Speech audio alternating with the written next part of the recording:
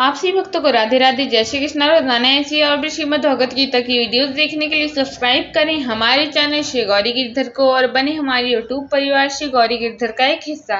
यदि आप सभी ने पहले से ही चैनल को सब्सक्राइब करके हमारे परिवार का हिस्सा बन चुके हैं तो इसके लिए आप सभी का बहुत बहुत दिल से धन्यवाद और आभार। और यदि आप सभी चैनल पे पहली बार आ रहे हैं या आप सभी इससे पहले भी कई बार आ चुके हैं लेकिन वीडियोस को देख के चले जाते हैं, तो मेरा आपसे यही विनम्र निवेदन है कि समय को सोचने में व्यर्थ बिल्कुल भी ना करें और इसी समय चैनल को सब्सक्राइब करके बने हमारे यूट्यूब परिवार श्री गौरी गिरधर का एक हिस्सा, क्योंकि आगे भी इस चैनल पे आपको ऐसी ही बहुत सारी अच्छी अच्छी भगवान से जुड़ी बातें जानने वाली वीडियोस को और इन्फॉर्मेटिव वीडियोस देखने मिलने वाली हैं।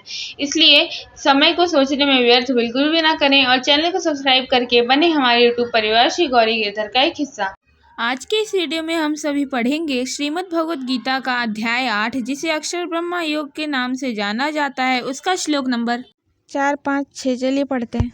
श्लोक नंबर 4। अधिभूतम शरोभावः पुरुषश्च अधिदैवतम अधियज्ञो अहमेवात्र देहे देहभृतां वर। इस श्लोक का अर्थ होगा, उत्पत्ति विनाश धर्म वाले सब पदार्थ अधिभूत हैं। हिरणमय पुरुष, जिसको शास्त्रों में शूद्रात्मा, हिरण्यगर्भ, प्रजापति, ब्रह्मा इत्यादि नामों से कहा गया है, अधिदैव हैं। और हे देहधारियों में श्रेष्ठ अर्जुन, इस शरीर में मैं वासुदेव ही अंतर्यामी रूप में अधियज्ञ हूँ। इस श्लोक की व्याख्या होगी, भगवान श्री कृष्ण द्वारा यहाँ दी गई परिभाषाओं का सूक्ष्म अभिप्राय या लक्ष्यार्थ यह है कि ब्रह्म ही एकमात्र परमार्थिक सत्य है और शेष सब कुछ उस पर भ्रांति जन्य अध्यास है। अतः आत्मा को जानने का अर्थ है संपूर्ण जगत को जानना। एक बार अपने शुद्ध स्वरूप को पहचानने के पश्चात वह ज्ञानी पुरुष कर्तव्य, अकर्तव्य और विधि निषेध के समस्त बंधनों से मुक्त हो जाता है। कर्म करने अथवा न करने में वह पूर्ण स्वतंत्र होता है।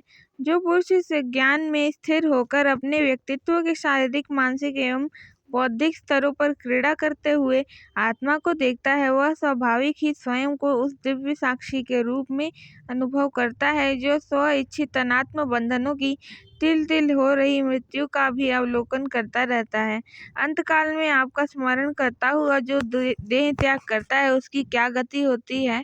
श्लोक नंबर 5। अंत्यकाले च मामेव स्मरण मुक्त्वा क्लेरवं यः प्रायति स मद्भावं याति नास्त्यत्र संशय। श्लोक का अर्थ होगा, जो पुरुष अंतकाल में भी मुझको ही स्मरण करता हुआ शरीर को त्याग कर जाता है, वह मेरे साक्षात स्वरूप को प्राप्त होता है, इसमें कुछ भी संशय नहीं है। इस श्लोक की व्याख्या होगी, देह से विलग होने के समय जीव के मन में उस विषय के संबंध में विचार होंगे जिसके लिए वह प्रबल इच्छा या महत्वाकांक्षा रखता था, चाहे वह इच्छा किसी भी जन्म में उत्पन्न हुई हो। इस प्रकार की मान्यता युक्ति युक्त है। ध्यान और भक्ति की साधना मन को एकाग्र करने की वह कला है जिसमें ध्येय विषयक एक अखंड वृत्ति बनाए रखी जाती है। ऐसा साधक अंतकाल में मुझ पर ही ध्यान करता हुआ शरीर को त्याग कर जाता है।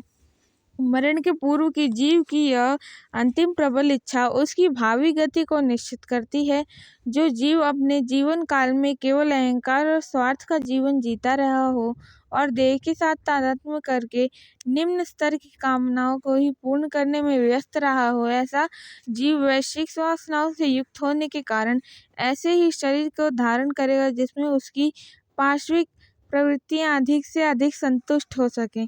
इसके विपरीत जब कोई साधक स्वविवेक से कामुक जीवन की व्यर्थता को पहचानता है और इस कारण स्वयं को उन बंधनों से मुक्त करने के लिए आतुर हो उठता है, तब देह त्याग के पश्चात वह साधक निश्चित ही विकास की उच्चतर स्थिति को प्राप्त होता है। श्लोक नंबर 6। यम यम वापि स्मरण भावम त्यजन्ते क्लेरवम तम तमेवति कौन्तेय सदा तद्भाव भावितः। श्लोक का अर्थ होगा, हे कुंती पुत्र अर्जुन, यह मनुष्य अंतकाल में जिस जिस भी भाव को स्मरण करता हुआ शरीर त्याग करता है, उसको ही प्राप्त होता है, क्योंकि वह सदा उसी भाव से भावित रहा है। इस श्लोक की व्याख्या होगी। भारत के महान तत्व चिंतक ऋषियों द्वारा सम्यक विचार उपरांत पहुँचे हुए निष्कर्ष को भगवान श्री कृष्ण यहाँ घोषित करते हैं। अंतकाल में जिस किसी भाव का स्मरण करते हुए जीव देह को त्यागता है वह उसी भाव को प्राप्त होता है, चाहे वह पशुत्व का भाव हो अथवा देवत्व का। जैसा तुम सोचोगे वैसे ही बनोगे, यह एक ऐसा सिद्धांत है जो किसी भी बुद्धिमान पुरुष को किसी दार्शनिक द्वारा दिए गए स्पष्टीकरण के बिना भी स्वतः स्पष्ट हो जाता है। कर्मों के प्रेरक विचार हैं और किसी भी एक विशेष क्षण पर मनुष्य के मन में जो विचार आते हैं वे अब उसके पूर्व अर्जित संस्कारों के अनुरूप ही होते हैं। इन संस्कार या वासनाओं का मनुष्य स्वयं निर्माण करता है। स्वाभाविक है जिस पुरुष ने जीवन पर्यंत अनात्म उपाधियों से तादात्म्य हटाकर मन को आत्मा में स्थिर करने का सतत प्रयत्न किया हो, ऐसे साधक पुरुष के मन में अध्यात्म संस्कार दृढ़ होते जाते हैं। इस सतत चिंतन और संस्कारों के प्रभाव से मरण काल में उसकी प्रवृत्ति सहज ही ध्येय विषयक होगी और तद अनुसार ही मरण उपरांत उसकी यात्रा अपने निर्धारित लक्ष्य की ओर ही होगी।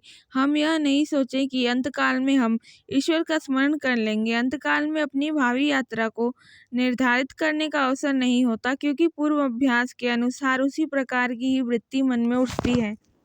आगे के श्लोकों को पढ़ने के लिए और आगे भगवान ने अर्जुन को क्या समझाया यह जानने के लिए हम सभी मिलेंगे अगली वीडियो में। तब तक के लिए राधे राधे, जय श्री कृष्णा।